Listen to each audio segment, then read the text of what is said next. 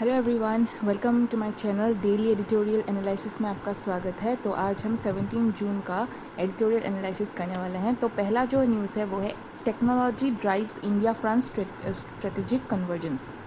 Okay, तो ये है आपका एडिटोरियल पेज। तो आर्टिकल आप पॉज करके पढ़ सकते हो। ओवरव्यू देख लेते हैं। इंडिया एंड फ्रांस का जो डीपनिंग जो पार्टनरशिप, स्ट्रेटेजिक पार्टनरशिप जो हुआ है, ठीक है, वो हुआ है आपका टेक्नोलॉजी एंड इनोवेशन के तहत, जो हाईलाइट हुआ था जब हम लोग के मोदी जी जो है वो गए थे, हमारे फ्रांस में विज़िट किए थे। और वहाँ पे वो गए थे, कब गए थे, इंडिया का जो एआई इम्पैक्ट समिट जो 2026 में हुआ था, तो उसके बाद वो गए थे। तो काफ़ी न्यूज़ में वो आया था। और एडिटोरियल में ये बताया गया है कि how technology can emerge as a central pillar of bilateral ties and कब हो रहा है वो, amidst the global geopolitical uncertainties, जैसे वॉर वगैरह हो रहा है तो उनके तहत, उनके बीच में आपका इंडिया प्लस फ्रांस, इन लोगों की जो जुगलबंदी है वो कोलैबोरेशन हो रहा है बिकॉज ऑफ एआई। ठीक है, उसके बाद हम लोग का technology as a new driver of partnership का दिया गया है कि इस पोस्टर में आप देख सकते हो स्ट्रेटेजिक सिनर्जी को अलग अलग तरीके से यहाँ पे बताया गया है। उसके बाद 2026 को ईयर ऑफ इनोवेशन बोला गया है। क्यों बोला गया है वो बताया गया है। 8 की सेक्टर कोऑपरेशन जो है वो बोला गया है। तो आप ये वीडियो पॉज करके अच्छे से पोस्टर को एनालाइज कर सकते हो। मैं ये मार्किंग्स मिटा रही हूँ ताकि कुछ कन्फ्यूजन ना हो। ओके, उसके बाद हम लोग का इकोनॉमिक एंड इनोवेशन सिनर्जीज देखते हैं कि जो फ्रांस है, ठीक है, वो है हम लोग का European technology and innovation hub का मेजर जो है, इसको हब कहते हैं। ठीक है, सबसे मेन इंपॉर्टेंट बात यही है। उसके बाद कोलैबोरेशन जो होती है, कोलैबोरेशन जो है वो बहुत ज़्यादा बढ़ा देगी हम लोग की इंडिया का जो डिजिटल इकोनॉमी है और सस्टेनेबल डेवलपमेंट गोल्स को।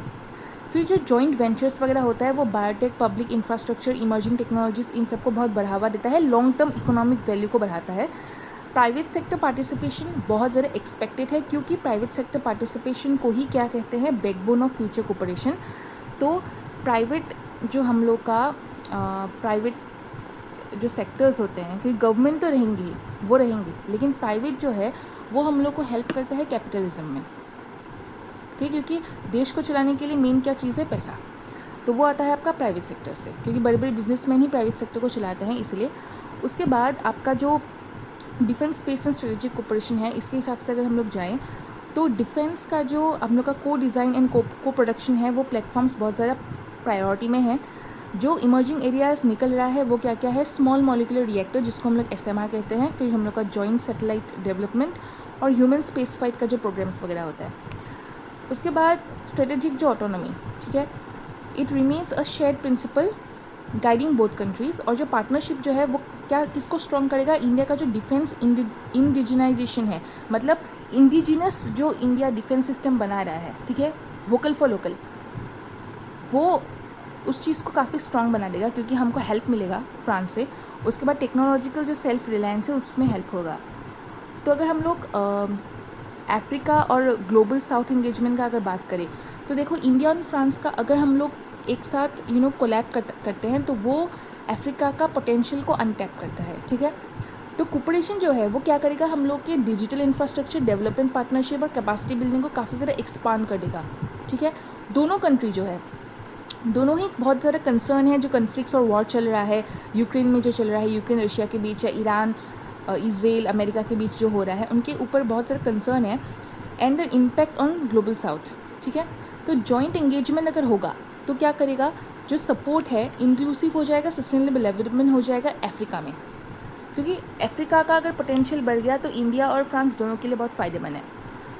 उसके बाद global governance and the G7 G10 अगर डिबेट हम लोग बात करें तो फ्रांस का जो हम लोग का G7 प्रेसिडेंसी था, ठीक है, इसने बोला कि इंडिया का जो ग्रोइंग इंपॉर्टेंस है वो बढ़ रहा है, काफ़ी ग्रो कर रहा है इंडिया ग्लोबल गवर्नेंस में। सो डिस्कशन ये हुआ था कि द G7 जो है on expanding the G7 into D10 मतलब G7 से D10 को लेके जाएंगे, 10 डेमोक्रेसीज एक साथ मिलके एक ग्रुप बनाएंगे। जो हम लोग को क्या चेंज में आएगा, जियोपॉलिटिकल रियलिटीज़ में चेंजेस आएंगे। जो इंडिया एंड फ्रांस है, they as influential middle powers support multipolar world order. Okay, so their cooperation can contribute to global stability and declining effectiveness of existing institutions. अभी हम लोग जिस तरीके से बोलते रहते हैं कि मल्टीपोलर है, एक्चुअली ऐसा कुछ नहीं है. मेन चीज़ तो अमेरिका ही है, ठीक है. Main is a central power, America. Even China is also powerful, but America भी कंट्रोल कर रहा है सभी को, क्योंकि मेन जो आदान प्रदान है वो डॉलर्स में चल रहा है, और डॉलर्स किसके पास है? अमेरिका के पास, ठीक है. लेकिन लोग इस तरीके को एक मल्टीपोलर बना के रखा है. सो बी रियलिस्टिक, ओके. उसके बाद मल्टीपोलर वर्ल्ड ऑर्डर को इंडिया और फ्रांस इस तरीके से इन्फ्लुएंस कर रहा है, वही बोला है यहाँ पे.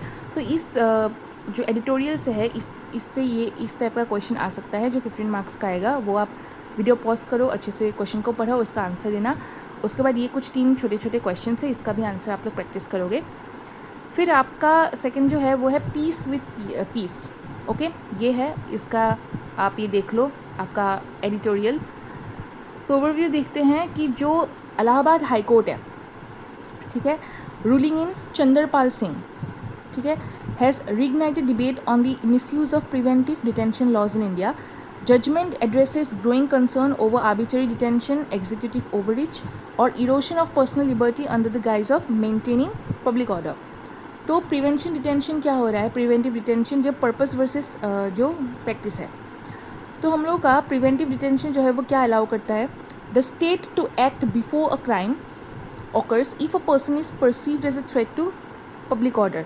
तो कुछ क्राइम होने से पहले ही अगर लोगों को पता चल जाए, कोर्ट को पता चल जाए, गवर्नमेंट को पता चल जाए कि ये इंसान जो है वो फ्यूचर में क्राइम करेगा, तभी अगर हम लोग एक्शन जब लेते हैं तो उसको प्रिवेंटिव डिटेंशन कहते हैं. Intended as an exceptional tool, इसको एक्सेप्शनल टूल के हिसाब से हम लोग मानते हैं. It is increasingly being used routinely without substantial criminal charges. तो किसी के भी ऊपर इसको अभी लगा दे रहे हैं. हाई कोर्ट जो है वो उसने नोट किया कि a highly irresponsible deprivation of liberty in Uttar Pradesh. तो कोई भी इंसान हो उसके ऊपर ये प्रिवेंटिव डिटेंशन लगा देते हैं, ताकि मतलब देखते नहीं कि क्रिमिनल है कि नहीं. तो around 2500 people were reportedly subjected to preventive detention proceedings in Ghaziabad between May 2025 and April 2026. देख लो, इतने सारे लोगों के ऊपर लगाया है. तो की फाइंडिंग्स जो है इलाहाबाद हाई कोर्ट में ये है कि हाई कोर्ट जो है वो क्रिटिसाइज़ कर रहा है डिटेंशन को based on minor apprehensions and vague grounds, okay. जो डायरेक्टेड है executive magistrates to justify detention orders with clear reasoning. तो इन लोगों से जस्टिफिकेशन मांग रहे हैं कोर्ट. और जो एनकरेज कर रहे हैं कॉन्स्टिट्यूशनल स्क्रूटिनी को of unlawful preventive detention, strengthened appellate review and accountability mechanism for wrongful detention. तो इसके ऊपर बात हो रही है. उसके बाद हमारा जो सेफगार्डिंग जो पर्सनल लिबर्टी है उसके ऊपर बात किया है कि the ruling एनफोर्सेस article 21 protection of life and personal liberty. इस चीज़ को भंग कर रहा है, ये जो प्रिवेंटिव डिटेंशन है इसी चीज़ को भंग कर रहा है आर्टिकल 21 को. तो preventive detention should not become a substitute of ordinary criminal justice procedure.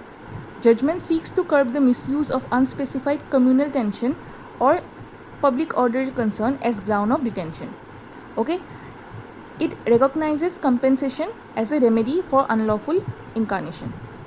तो अगर इम्प्लीमेंटेशन ऑफ चैलेंजेस की बात करें, इम्प्लीमेंटेशन ऑफ चैलेंजेस, तो इसको देखो.